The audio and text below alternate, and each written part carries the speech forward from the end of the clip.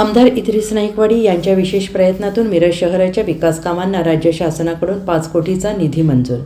महाराष्ट्र प्रदेश Rashtrawadi Congress party अल्पसंख्याक विभागाचे प्रदेश अध्यक्ष, विधान परिषदेचे आमदार इद्रिस नाईकवाडी यांच्या विशेष प्रयत्नातून राज्य शासनाच्या नियोजन विभागाच्या मार्फत मिरजेतील प्रलंबित विकास कामे मार्गी लावण्यासाठी 5 कोटींचा निधी मंजूर झाला आहे. या कामांबाबत आमदार इद्रिस नाईकवाडी यांच्याकडे माजी नगरसेवक जमीर बागवान आणि माजी नगरसेवक अतहर नाईकवाडी यांनी पाठपुरावा केला होता. बागवान आणि नाईकवाडी यांच्या मागणीला प्रतिसाद देत इद्रिस नाईकवाडी यांनी शासन दरबारी निधी उपलब्ध करणे यासाठी विशेष प्रयत्न केले. संबंधित विकास कामे दर्जेदार, गुणवत्तेदार व्हावीत यासाठी विशेष लक्ष ठेवणार असल्याबाबत आमदार इद्रिस नाईकवाडी यांनी सांगितलं. आमदार इद्रिस नाईकवाडी यांनी मिरज शहराच्या विकासासाठी विशेष लक्ष केंद्रित केलं असून शासन दरबारी पाठपुरावा सुरू ठेवला आहे. आज महाराष्ट्र शासनाच्या वतीनं मिरज शहरासाठी आम्ही थोडंसं वाढीव निधीची मागणी केलेली होती.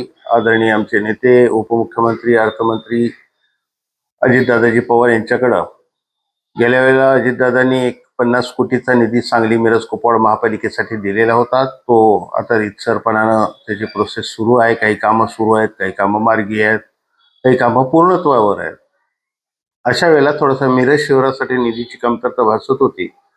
म्हणून माननीय आमदार अजितदादांच्याकडे आम्ही 5 कोटी रुपयांच्या कामांचा त्या ठिकाणी मागणी केलेली होती, की निधीची मागणी केलेली होती.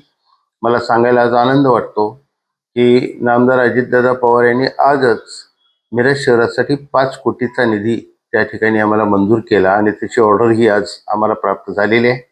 त्यात मिरज शहरातला प्रसिद्ध असणारा मीरासाहेब दर्ग्याच्या समोरील भाग, म्हणजे एक दर्गा कमान नावाने प्रसिद्ध असणारी वास्तू, तिथनं ते जवाहर चौकपर्यंतचा रस्ता हा अत्यंत उरूस असेल किंवा गुरुवार असेल, शुक्रवार असेल, कायम या दिवशी या रस्त्यावर फार मोठा ताण असतो आणि म्हणून हा रस्ताही चांगल्या पद्धतीने विकसित होणं आवश्यक होतं.